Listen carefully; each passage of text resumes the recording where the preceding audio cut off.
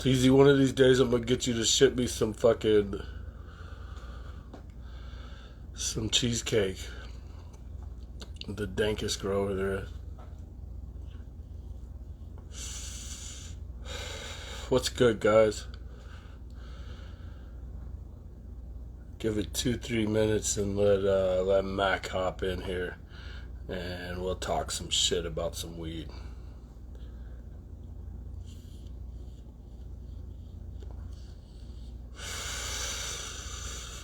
We just got to figure out the dry ice situation. How well does dry ice ship? Like, can you pack mad cheesecake with dry ice and it still arrive like shrimp and shit? Like, these are the questions we have to find answers to first. But dude, the silliest cheesecakes you have on your page. Like, I don't even like cheesecake. I'll be honest with you. Like, I'm not even a cheesecake kind of guy. But like, the cheesecake you have on your page is stupid.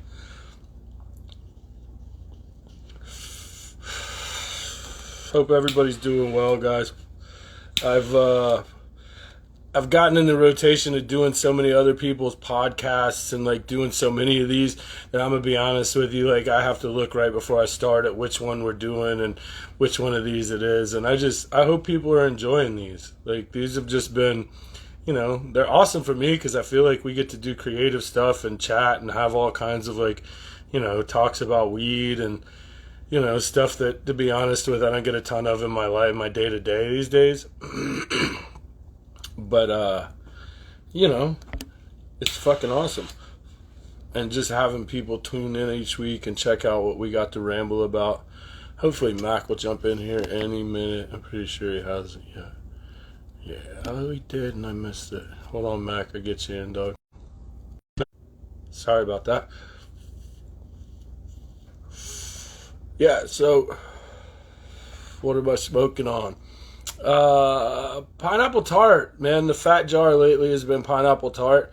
Though, like, if I'm rolling spliffs, then it's usually like the fat jar or whatever I've just got a ton of. And this round it's pineapple tart, which was an ice cream cake pineapple sorbet cross. Originally the cross was by Weeds the People, using my pineapple sorbet pollen, and I've done a ton of crosses with it. It's always made amazing crosses. The Hetty Eddy, which anybody that's followed me for a while knows, my buddy Ed meant a lot to me, and I named a strain after him. And so, it's the Hetty Eddy was pineapple tart orange head rush, and I break up a fat rind of hash right in the middle of it, of like just dry hash. And so it burn. Hopefully it'll burn through a whole podcast. I really hope I don't have to do another one of these by myself. Like, I had to do one on Saturday, and it got to be a little long in the tooth because, I can only talk to myself for so long. I didn't message Mac today or talk to him. It is Wednesday, right? Just making sure I got it's Wednesday. I'm making sure I'm not the one. Like I said, I've been doing so many podcasts for so many different people's channels lately that I, honest to God, haven't really kept up with them all. Hey, Tiff, if you're watching this, hit up Mac Blunts and remind him we got a pod tonight. If not, man, we'll do another Q&A and we'll just talk shit about weed for an hour. Burn the time slot, man. We're here. What else are we going to do? I've already blocked off the hour in my schedule, so. What's good, Pinky? What's good, man? Hope you've been well. There we go. There's Mac.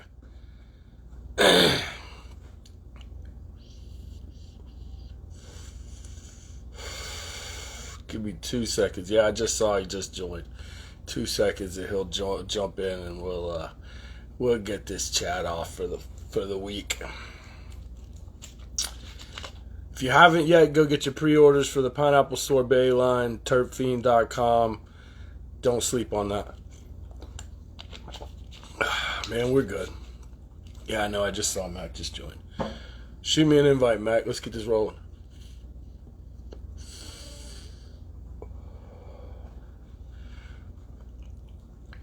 Otherwise, this joint is fat as shit, and y'all are just gonna sit here and watch me smoke the whole motherfucker, which is a tragedy. It's a tragedy,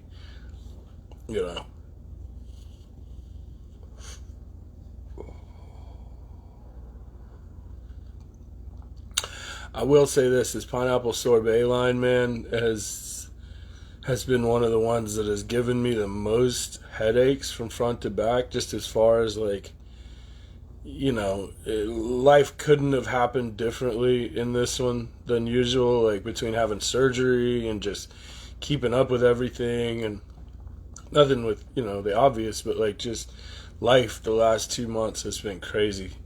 Mac, where you at, dog?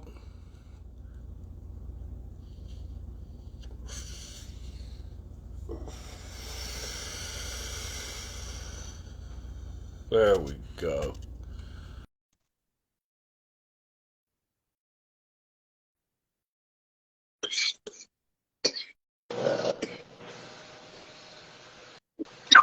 Yo, what up, what up, what up, what up? What's good, dog? You saved me because I was really worried I was about to have to do another one off the top of my head, and I Nah, was man. like, You know, dog, people can only listen to me talk to myself for so long, you know. bro, every day we working, bro. Every day we working. So I apologize to the How people you doing, dog? for being late, bro. I'm sorry. No worries, man. No Yeah, worries. sure.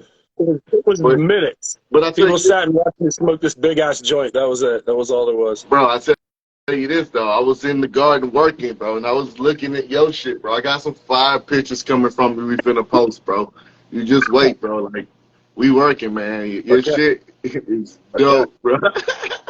Look, Okay. the fucking blackout truffle. Look, I know the pineapple sorbet line is out, yo. Shout out to the pineapple sorbet line, but I haven't got it yet, so I'm still on the last line. And the blacked out truffle, bro, is getting this pretty ass looking fade to it, bro. Frosty, rock hard nugs, bro. I cannot wait to post these pictures. You guys are gonna be so entertained by the pictures that the homie visualing up for me. Bro, here's the thing. So much of that shit, I think people think it's just marketing. But like Nah, I've always approached my seeds with the thought of, if I make other people talk about them, then I don't have to talk them up. But when I tell somebody, in all honesty, straight faced, this plant is special, that means something in my world. And with that blackout, with the Nag Champa, there's a couple of them that have been even above plants that are amazing. There's certain ones that stand out, and that blackout truffle is a different thing. well, granted, bro, we hang out in the discords. We see pictures that all of our other followers and fellow growers are posting. So we see the work that's being done, bro. I'm growing it. You're growing it. We know plenty of people growing it. Maybe the new followers don't know when you speak of your new lines, they think it's just hype. They think it's just photos on packages. But I can attest, bro. I'm not trying to ride, and pump your head up. I know you hate talking about you, bro, but we talking about genetics. Yeah, And yeah. the genetics is in my garden, bro. I can only talk about what's in my garden, and you're, damn, I'm kind of blazed too, bro. So I apologize. Man, I I'm not rushed to get here, gonna lie. guys. I gotta put that one out, bro. That's one of those few that had so much hash in the middle of it. Like I got halfway through it, and I was just, I gotta get through one. But so look, that whole strain started with a biochem, and it's kind of funny because, I have my buddy Drew on. He was the dude that was supposed to be on with me this weekend, and didn't make it. But he's a great kid that I've worked with, a few times. He's another one of those people that, like, when you talk about people that have worked in a ton of gardens, and I don't Yeah, mean like they've seen a lot of little small gardens. I'm talking about people that have been in big commercial gardens en masse. Like that kid is right up there, number one. right. And like that's the couple times I've had him on. He's the one that got me on at the place that I was working with him, that the biochem came from. And it was kind of unbeknownst to him, because I just happened to have become friends with the kid that ran the veg. And he just hit me up one day when I was kind of close to leaving and was like, hey, if you want anything that we got, like, let me know. Yeah. And that's kind of one of those things when you work in big commercial grows. Like I've had a lot of people ask me, like one of the best things, about working in large scale commercial grows.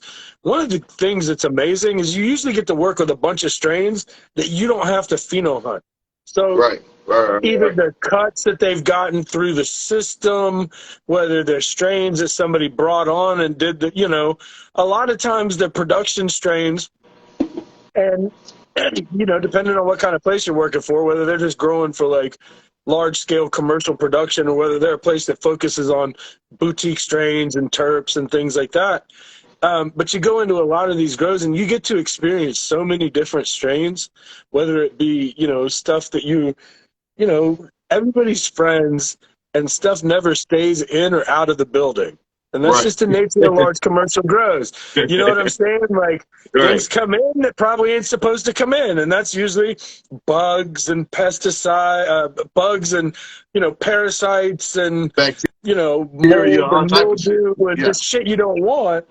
And then, the things that kind of tend to make their way out into other people's gardens are usually the strains that you're growing there because you're running them.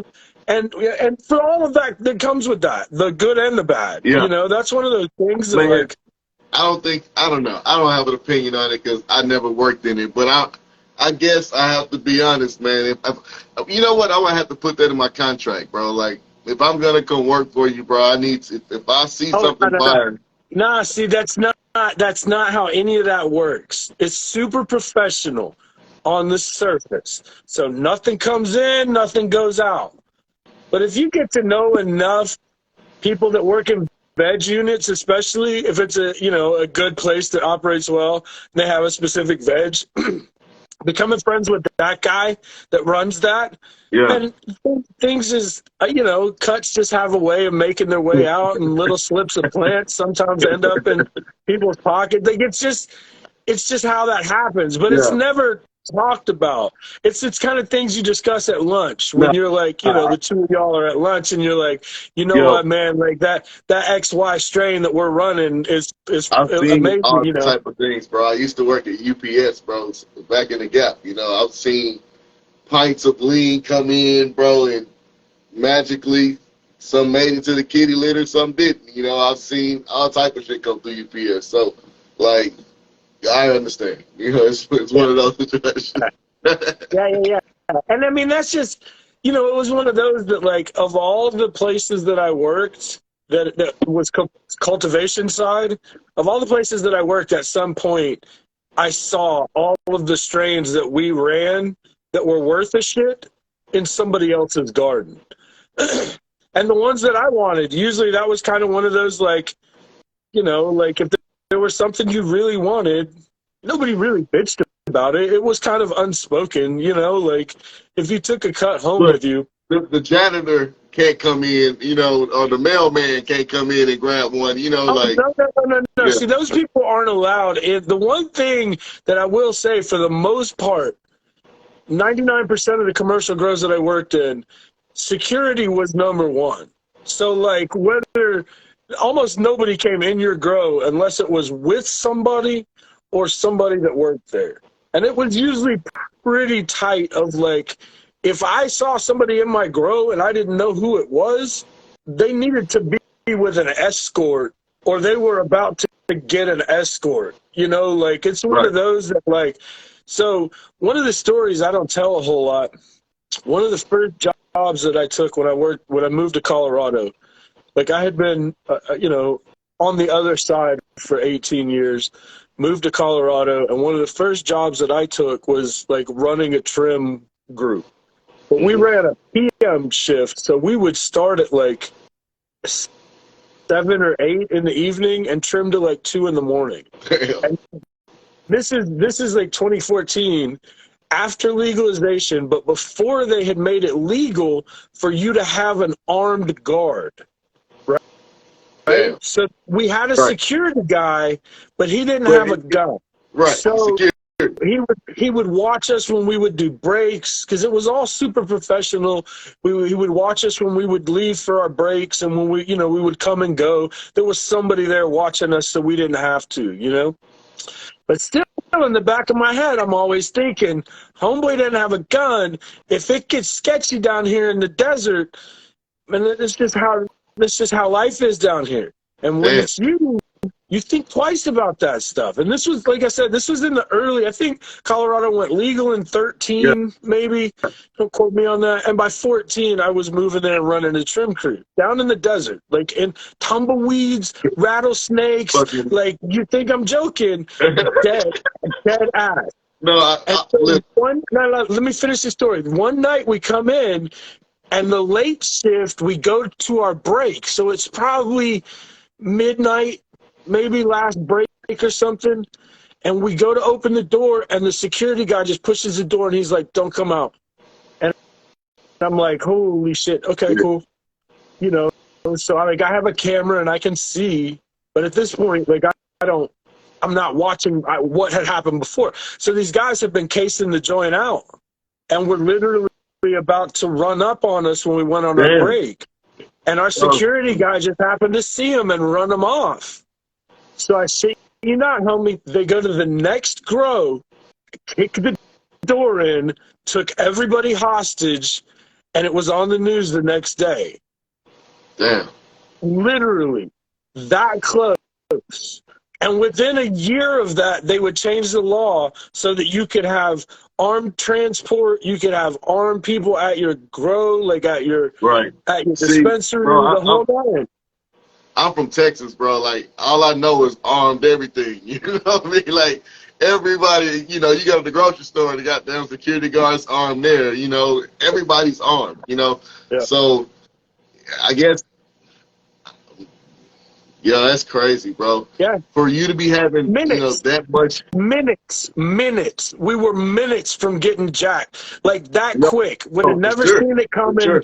Like, a couple of dudes in a car. And it was funny because we were in a little strip that was attached to a Walmart. So it was in the parking lot, like on the other side of the parking lot. Yeah. That was the only thing down there for miles, other than a couple of grows, a couple of dispensaries, the Walmart, a Little Caesars, and that was it. But we were in the desert.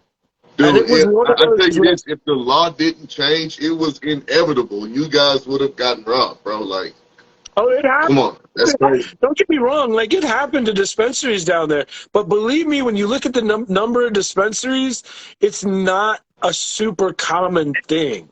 Because there's so much, like, there's cameras on every building. Man, most I of would the always places think have inside job, but bro. it happens. It happens.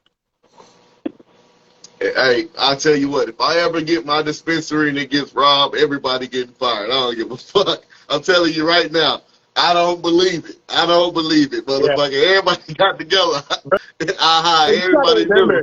90% of the time, it's somebody on the inside. Man, I mean, like, whether it's one of your people or whether it's one of your people that told somebody something about how the business is run, bro, that's the other side of the whole business. It's still weed, it's still product, it's still stuff that ain't tagged. So when it walks out the door, it can go to whatever state and just drive down the street and sell to your little local neighborhood folks, you know? And there's nobody that's going to stop it. Like, you know, there's nothing marking at your product once you take it out of a bag that had a barcode on it. And that happens. I mean, for sure, it for sure happens. It's a hazard of the business. For sure, bro. Yeah, for sure.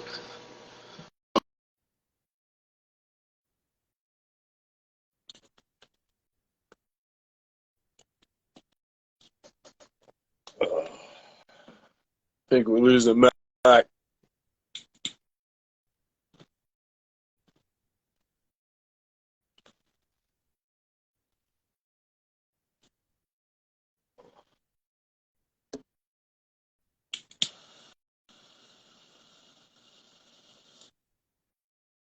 Damn. Sorry, guys. Looks like Mac dropped on us. He'll jump back in, I'm sure. Yeah, so somebody just mentioned, just to keep on the topic, the bigger the facility, the more, not even the more back doors, but the more points of entry. And like, especially when you're talking about a huge grow, like one of the first two big grows that I worked for, essentially had 24-hour security. Like they had 24 hours, somebody that was roaming around, somebody with a pistol eventually that was there, you know, all night long. And to be fair, some of the bigger facilities, if they could pay a night shift of people to just work nights, yeah, they would. They absolutely would. I mean, just to have a whole, it's a 24-hour job at a certain point. Like, to be honest, you can run a night shift with a grow crew and get, you know, twice as much stuff done.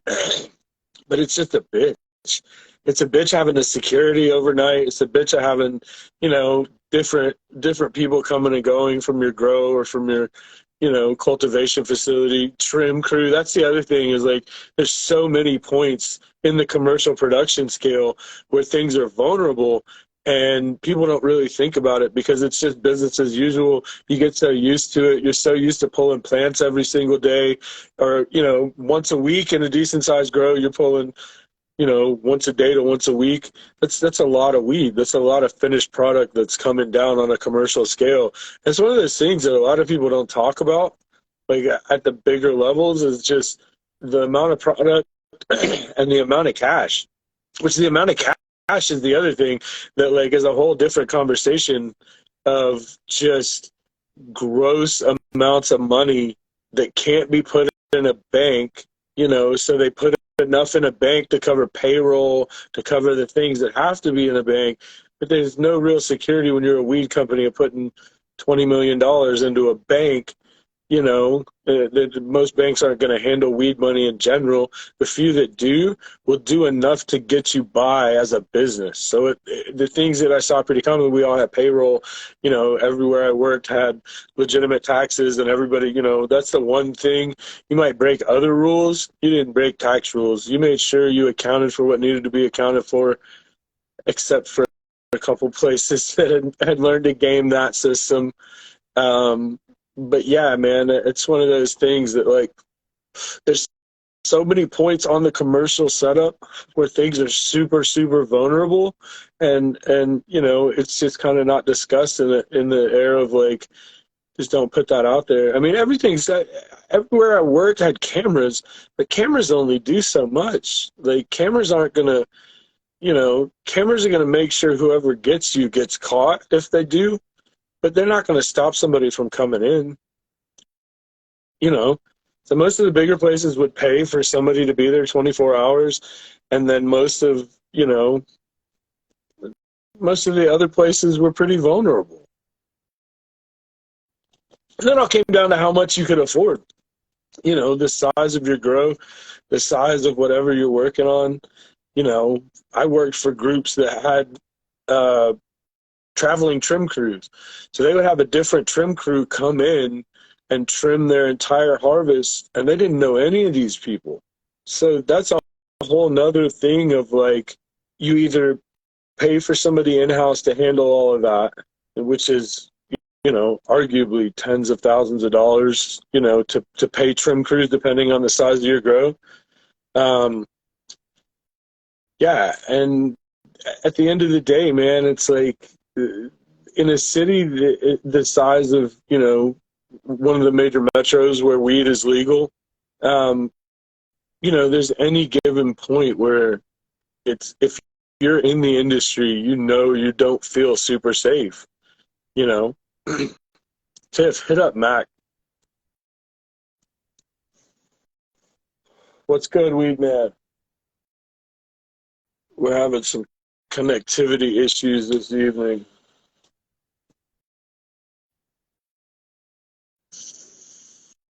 Hope everybody's well. Apologies for the delays. I thought we were doing good, and then Mac fell out on me.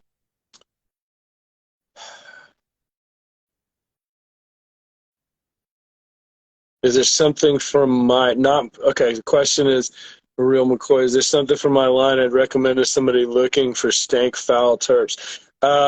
Man, once we get it, once again, we're going to get into the pooping fetish and what's largely becoming described as the new thing for weed people to talk about under their breath, about this stinky, funky, foul but not this new line. The sorbet line is all fruit. The sorbet line generally is going to be really exotic fruit terps. If you're looking for funk, the white cherry wedding cake line is going to be the best of what I have right now, without giving away any future projects. Which that's, the pooping fetish crowd is something that I definitely have my eye on, because it's something that I dabble in a little bit and have messed around a little bit. And we've kind of talked about it on a couple different podcasts about the new growing fetish of people describing the disgusting feet, spoiled mop water, bad Thai food, onion, BO, skunk, just the entire burgeoning industry of poopings. And don't even front. So like I said, it's the fetish, the new fetish, right? It's the new thing that nobody's really talking about yet, but is about to be, an openly discussed secret on most of the strange niche fetish areas of the internet. And you say throw up, but there's people right now whose mouths are watering. There's people who absolutely are, loving every bit of it. This all started with a question of poopings, of what do you have that's funky? What do you have that's nasty? Like, I'm just putting words to it because, to be honest, it's the discussion that we keep having over and over and over and over every time it comes up is, what do you have that smells like, a baby pooped in a diaper with some carrots and a vinyl couch, like I get the strangest description. I've had people hit me up, and here's what's funny is that I, as somebody who samples a lot of different flavors and this and that, I'm always thinking of what can I find, that's different, or what can I, but then somebody will hit me up and come up with a description that even blows me away. The vinyl couch one, like if you remember, like just the 1970s, like really weird, maybe at a bus stop or an airport in the day, like this weird vinyl patent leather situation that you're just, and then I'm like, okay, yeah, I get that. I understand what you're talking about. Now now we have a reference, but I have people hit me up all the time, and it's, what do you have that's unique? What do you have that's different? What do you have that's something that, and they'll come at me with stuff that I'm just like, oh, wow, yeah, if you find something that smells like watermelon Sprite, you hit me up. Don't, if you got something that's that unique or something that's that off the top, like, you hit me up. Where you at, Mac? You're laughing in the comments.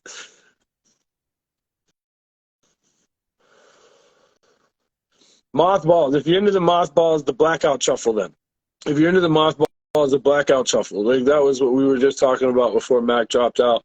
If you're in the blackout truffle, because that biochem mom has a lot of like mothball chem funk, but yeah, it's if you're looking for mothballs and kind of just weird chemi stuff, but like not with the 12 weeks. You're not trying to invest like, a whole nother half a cycle to get some plants out of it. Then yeah, that's the win, man. It won't let you in. Damn, I don't want to have to start it back over. Hey, get on your lady's account. Try that. She's following me. Somebody asked, would I ever, no, I haven't got another request. There it is. Would I ever do a haze line?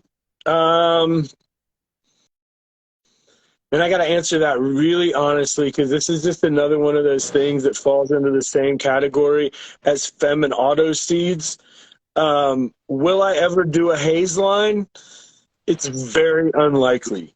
It's very, very unlikely. And if that ever happens, assume my wife talked me into it. because that's just not my natural inclination. My natural inclination is not like, let me work with 12 week sativas. Like Me that's neither, just bro. not. It's just Me not. neither, bro. Hey, I was It's gonna just ask not. you about your Flintstone, man. It's so fat, bro, and like chunky. It looked done. Like I'm like, wow. How soon does it finish? So man, with almost everything that I put out, I kind of give. There's a general answer is 8 to 10 weeks because it's going to depend on phenos. If I tell you 8 and it goes 10, then you're going to be pissed. If I tell you 10 and it goes 8, or you start looking at it at 8, Yeah, like it's ready to go. it's ready when it's ready. Excuse me. Honestly, You're gonna think I'm lying to you too. The truth is, any plant at 8 weeks can probably take 2 more weeks, right? The, yeah. the truth, honest between two friends. You know, at the end of 8 weeks, at the end of 60 days, if you think it's ready, give it 2 more weeks. Just No, give I've it two been. more weeks. If it's not dying on the stick, you know what I'm saying? Like it's gotten to the end of its life and it's just dying or herming, let it go. Let it I've been go. seeing a lot of talk in the discourse, bro. Like it seems like the new standard is becoming at minimum 70 days now, Yep. and my homie, I always give him a hard time because I come from the 8 week strand. 8 week. That's what was preached, and my homie kind of does it a little different. He takes his shit extra long, and I can't lie, his shit be dank, be fire, and huge nugs. So I'm gonna take that approach Yeah. this time and just slow it down and just watch it. Let it Yeah. do it. I got to be honest, man. Out of 20 years of popping seeds, It's I've fire. probably Yeah. only seen a couple of plants that I would say were done at 8 weeks. Right. It's rare.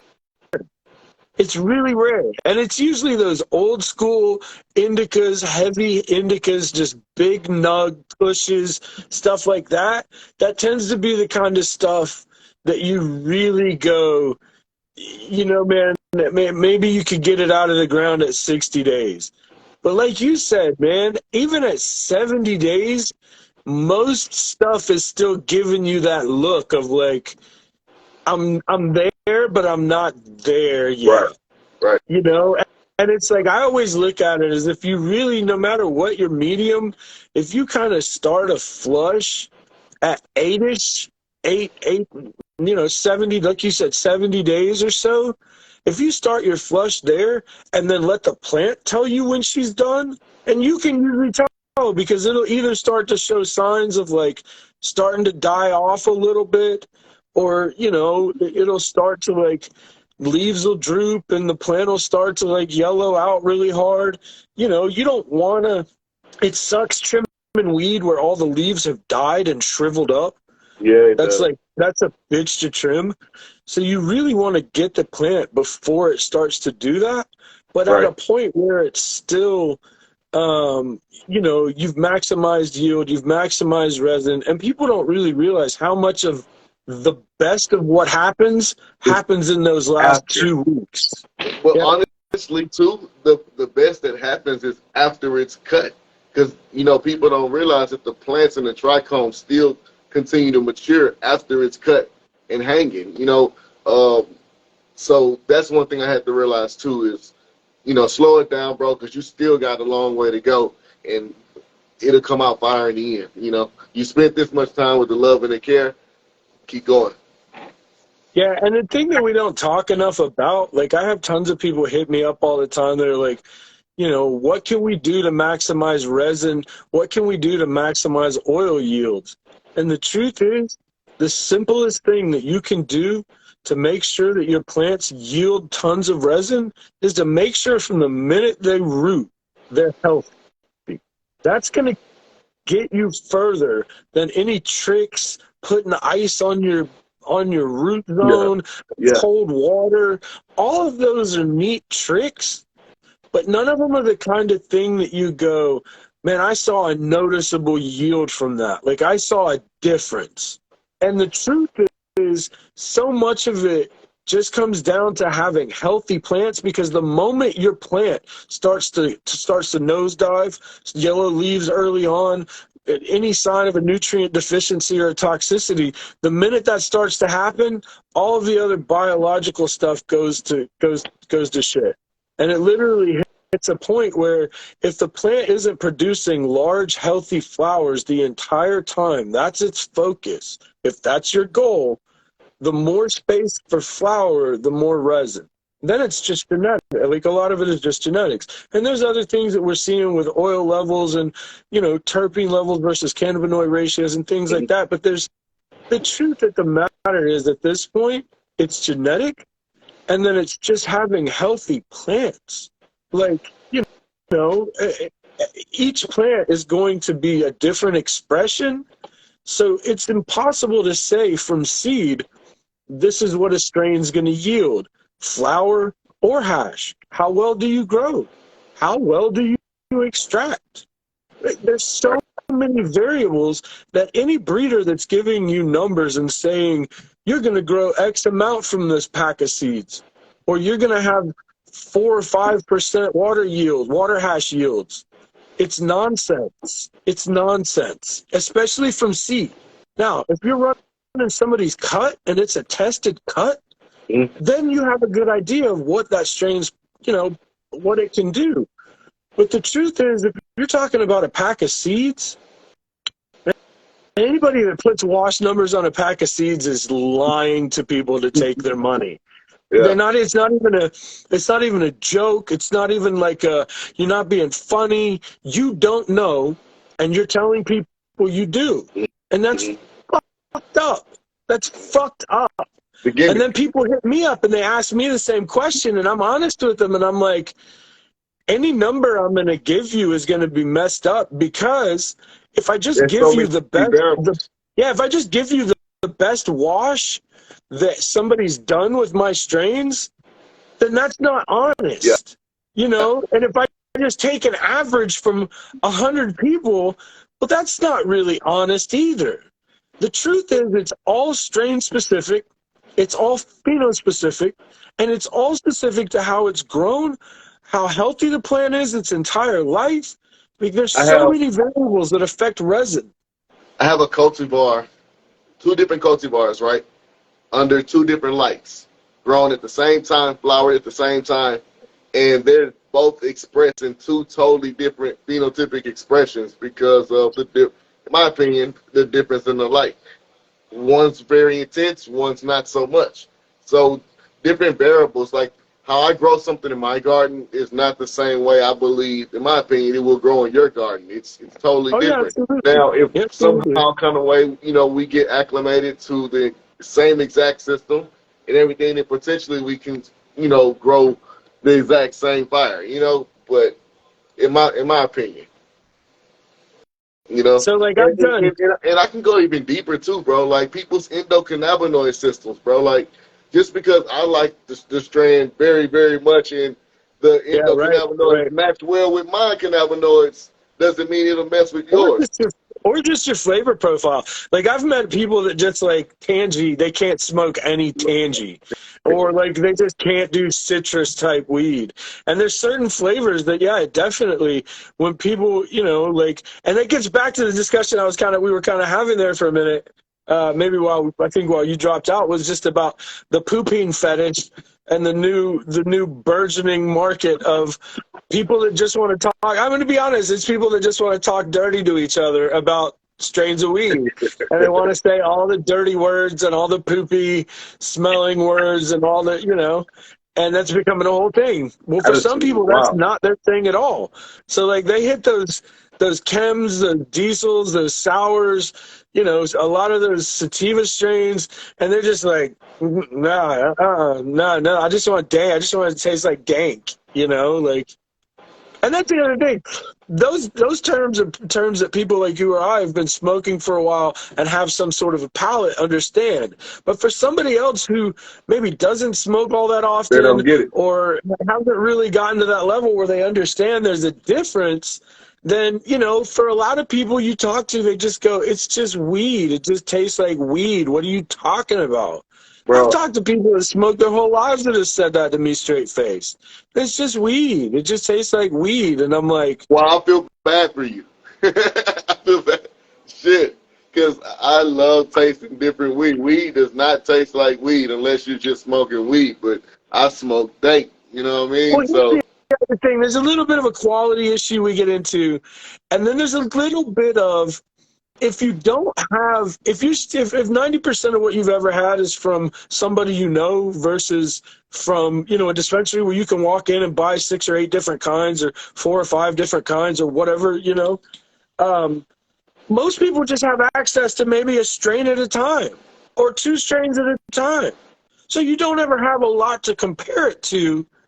And maybe it's just, once again, maybe it's just one of those things that you burn through it so fast you don't really notice, or you don't have, that great of an access to amazing weed where you can go, okay, because a lot of people that I talk to, when they hit that quality of shit, the shit that's just got the right terps, the shit that just makes your head ring right the fuck away. Like when I talk to people that have had that, it changed everything. So there really is a quality issue of like, if you don't know, if you don't grow your own, if you're not one of those people that has access to tons of genetics or tons of different strains, you don't live in a dispensary still. Like I could see weed's just weed. and I think that's why a lot of my friends that still used to a different market versus what I expect when I get and receive weed, man. It's a different type of taste that I look for because, like I say, I've tried terpenes from all over the world, bro. My palate for weed is very expanded, so it takes a lot to impress me, And I'm not even a hater, I'll tell you. Oh, man. Is it echoing on your side? No, not at all. Hold on one second. Nah, is it still echoing? Yeah. Back out and jump back in. Yeah, all brickweed smells the same. And like I said, there's so many people that like that's just how they approach that shit. Is like, especially people that were older than me. Like I'll just kind of be general with it. Like people that are kind of a generation older than me, they didn't really have. We better? There we go. Okay, yeah, kind of the generation older than me. Like for a lot of folks older than me that didn't really find weed, like dank weed, until legal weed. The only weed they knew was whatever came through, and it was in a bag, and it was in a brick, and there was seeds in it, and you had to pick the seeds out. It was a whole thing. And so, it wasn't until dispensaries and so many people had access to different genetics and, the advent of weed spreading across the country. And when I say dispensaries, that doesn't necessarily mean that I feel like dispensaries are pumping out amazing weed. But what they do is they give people variety enough that most people have access to different things. And let's be honest, 90% of what travels across the country to other places comes out of a legal grow at some point. I mean, they've almost put most of the large-scale Northern California outdoor grows out of business that were just pumping weed out for years and years and years and almost supplying, a huge chunk of the American weed populace. Sure. And now that's almost gone. Like, that's almost gone. It's almost all coming off the black market, people moving shit out of state, that's a huge business. Or just people buying fucking packs where they still can and just putting them into Mylars and selling them to friends, Like, that's the business now. It's just whatever you can market it as and get somebody else to pay you more for. Bro. Hey, that's why I'm advocating for grow your own, man. Take good weed, research it, to a legal state or not, and grow your own. Put a seed in the ground. Probably taste so much better. Matter of fact, you can grab the new sorbet line and put a seed in the ground. New sorbet line. Yeah, and dude, it really what it comes down to on that level is like control. It's about your own control. It's being able to control everything yourself. It's being able to like know where your seeds came from, know where your genetics came from, know the person that bred them, all the way to knowing the product that you smoke at the end of the day. You know, like knowing how it came to be, knowing how it was produced, knowing that it wasn't produced with pesticides and fungicides and nasty shit, and somebody didn't wipe their ass and then go back to the trim room and like handle your buds and like, you know, no, bro. The testing labs, the stuff that people don't talk about in commercial testing labs, the amount of like E. coli is from touching your butt and touching other people's stuff. That's what it comes from. Nobody wants to talk about it. It's all over commercial weed. And so many of these tests, the tests for it, like they don't talk about it. They might say you failed, but they don't always tell what they failed for. Right. And like, you know, a lot of the bacterial stuff that they test for comes from bacterial sprays that people are using, bacillus and various things like that that they're using now to combat like powdery mildew and bugs and things like that. And that stuff leaves a lot of yeast because when bacteria die in their life cycle, one of the byproducts is yeast. So when you're spraying that stuff all over your plants, that's what ends up what happening is you test high for yeast. But then you really do, bro. You see tests for E. coli, you see stuff that you just go, I'm glad I ain't smoking this, man. Like, it's y'all's prerogative who y'all want to sell this to, because and think about if it fails, it just doesn't disappear. You know, that shit got to go somewhere. Well, dude, then they remediate it and they send it off and just like hit it with UV light and hit it with like, you know, and then they just kill the bacteria that's on it and turn around and sell it to somebody. Yeah, I didn't even know that. That's some information there. Oh yeah, the term remediation, like most people don't understand it. It's a word for taking poop and making it a little less shitty. And it's still poop. It still sucks. It's still not worth your money. But it's one of those things that when you make a ton of money off of just pre-rolls, when your whole business is just people that don't look at their weed, people that just take it already rolled, take it somewhere and light it up,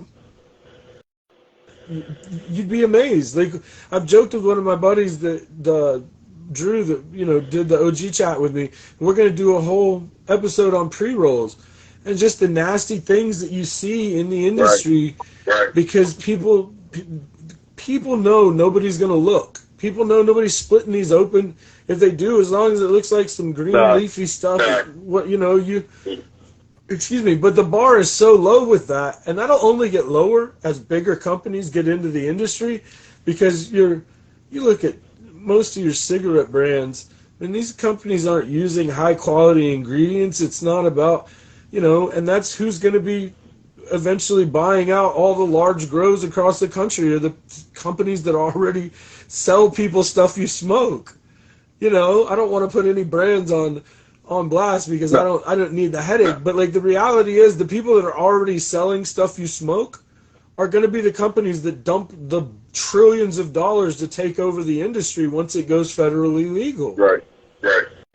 You know, I mean, that's who's going to step in. Well, let's say tobacco companies. That, you know, as soon as it goes legal, they're packaging up and serving it same way they do cigarettes. I'm pretty sure legalization of tobacco and more restrictions on tobacco.